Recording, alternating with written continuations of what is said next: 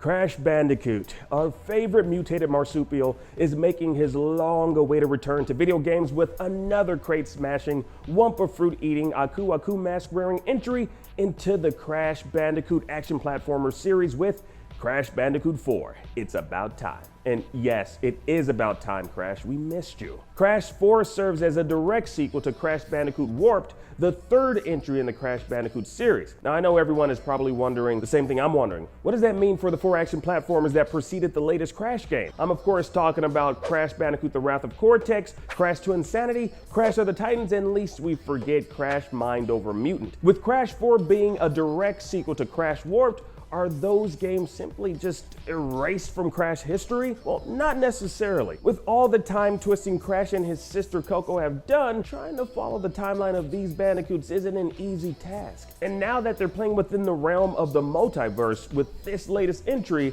the Crash Prime universe has gotten a whole hell of a lot more complicated. So naturally, I decided it'd be a great idea to break down the timeline of Crash Bandicoot. How many times have you beaten this clown anyway? 3. Really? Only 3? Funny. Seemed like more. It all started back in 1996 with the original Crash Bandicoot, which were simpler times for our boy Crash. He had one goal in mind, simply to traverse the many perils found on the Wumpa Islands to save his girlfriend Tawna, who was being held captive by the evil Dr. Neo Cortex in Cortex Castle. Now, if the premise of saving a damsel in distress being held captive in a towering castle by a big baddie sounds familiar, well, it shouldn't. It's not like, we've seen this play out in Super Mario Brothers or anything. Okay, maybe we have, but clearly, the Crash Bandicoot franchise isn't above poking fun of itself or even the subtle comparisons that would be made of him to that of a certain plumber boy.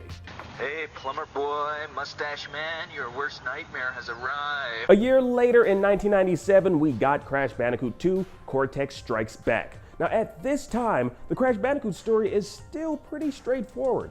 You got the mad scientist trying to trick the protag into helping him carry out his evil plans of world domination by turning every creature on Earth into mindless slaves using his Cortex Vortex. In Crash 2, Cortex Strikes Back, Crash and his sister Coco thwart Dr. Neo Cortex's plan again by using Dr. Nitrous Brio's, or Embryo's, laser to destroy Cortex's space station. Now, it's not until 1998's Crash Bandicoot Warped that we start to see some wibbly-wobbly, timey-wimey activity going on in the Crash Prime universe. In Warped, we're introduced to Dr. Entropy's time-twisting machine. Now, for those of you who may not be too familiar with Dr. Entropy, he's yet another evil scientist in the franchise's long and storied history of cleverly named villains with a PhD.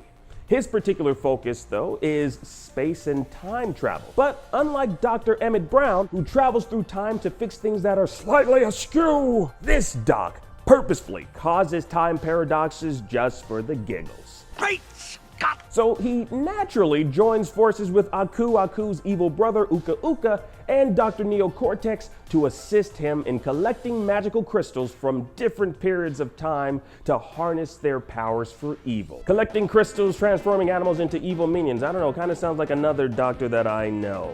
Yeah, it totally does. Now Cortex, Uka Uka, and Entropy are a team, an evil team, trying to collect the various gems and crystals from different pockets of time. Coco, Crash, and Aku Aku hop through space and time themselves to collect the crystals and gems before the evil trio do. Ultimately, they manage to cause the Time Twister to implode, hurling Uka Uka, Cortex, and Trophy back in time, thus saving the day. Uka Uka is yet again a prisoner of time, and the two evil scientists are last seen as harmless, adorable, yet well-spoken babies. Aww. Give me the mask! With it I shall take over the world! Now with those three lost in time, they're no longer a threat, or so we're led to believe. This is where the rift in our current Crash Bandicoot mythos occurs. It's About Time is the direct follow-up to Warped, negating every single thing that occurred in 2001's Crash Bandicoot The Wrath of Cortex, the original fourth Crash game. So if The Wrath of Cortex didn't happen after Warped, does that mean the following 3 games didn't as well? Well, not exactly. See, multiple timelines could have been created when the Time Twister in Warped imploded, hurling the villains back in time, thus disrupting the very fabric of the multiverse. It's more than likely that the events of The Wrath of Cortex and its following games could exist in an alternate timeline or parallel universe, given the synopsis of It's About Time. 2020's Crash 4 heralds the return of Dr. Neo Cortex and Dr. Entropy, who somehow found their way back from their interdimensional prison, creating a rift in the space-time continuum while doing so. Now this time around, they're looking to conquer every dimension. That's right, baby, we're talking about the multiverse. Crash and his little sister Coco have now entered into a Crisis on Infinite Earths threat level scenario. Now what does that mean? Well, that means Crash will now have to traverse multiple dimensions, find the quantum masks, the 4 ancient witch doctors who hold dominion over space and time, defeat Dr. Neo Cortex and Dr. Entropy yet again, and restore peace not only to his dimension, but the many parallel dimensions in the Crash universe. Sounds simple enough, right? I guess. I don't know. I've never traveled in time, only forward by sleeping and just natural progression of time. Now, this is probably Crash's biggest adventure yet, and definitely the one with the most at stake. If he fails here, not only is his reality at jeopardy, the reality of the many Crash Bandicoots out there in the multiverse are as well. Now, one of the unique things this game does is it brings the multiverse into play, which in other media has been used to acknowledge the existence of other variations of the same character. Now, we've seen this done in the CW's The Flash and their Crisis on Infinite Earths run,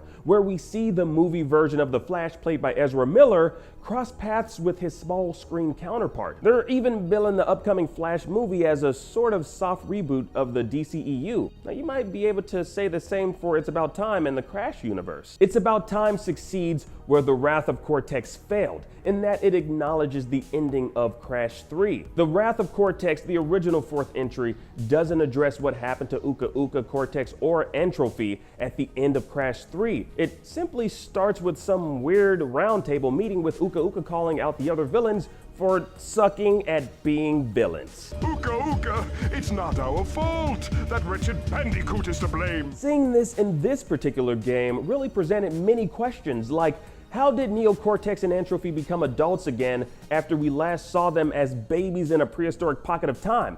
And wasn't Cortex's space station destroyed by Embryo's laser and warped? Naughty Dog, the original developers of the first 3 Crash games, left Universal Interactive after the development and release of Crash Team Racing back in 1999. Universal held the rights to the Crash Bandicoot series, and although he's a marsupial, well, they knew they had a cash cow on their hands that they were gonna milk for every single penny. So they continued to make games using his likeness. Continuity was probably like the last thing on their minds, which is why there's no real connective tissue to the ending of the 3rd Crash game. But what Toys for Bob have done with exploring the multiverse in It's About Time is acknowledge both the original Crash trilogy and the 4 action platformers that followed. Within this multiverse timeline, Crash Bandicoot The Wrath of Cortex, Crash Twinsanity, Crash of the Titans, and Crash Mind Over Mutant are all scenarios that did in fact take place, just not in the Crash Prime universe. So that explains all the inconsistencies we see in the games that followed Warped,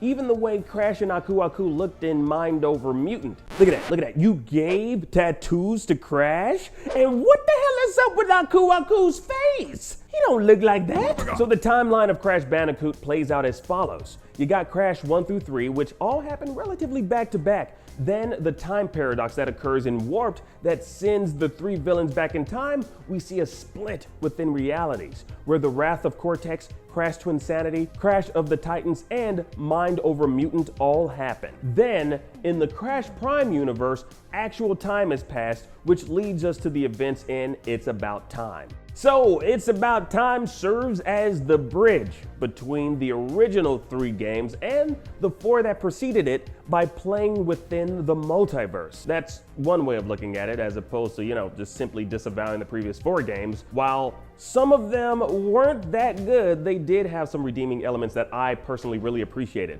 like Crunch Bandicoot. Thank you for believing in me, guys. Well, hopefully you came out of this video less confused about the timeline of Crash Bandicoot, or I don't know, maybe you have more questions because of it. Either way, let's just be happy that Crash is back after such a long-ass hiatus. Would love to know your thoughts on this. Let's please discuss it down below. And also, guys, which of the Crash games were your favorite? Comment down below. Let's talk about it. And for more confusing Crash content, check out this video about my joint-wearing boy here. And for all other coverage, keep it right here on IGN.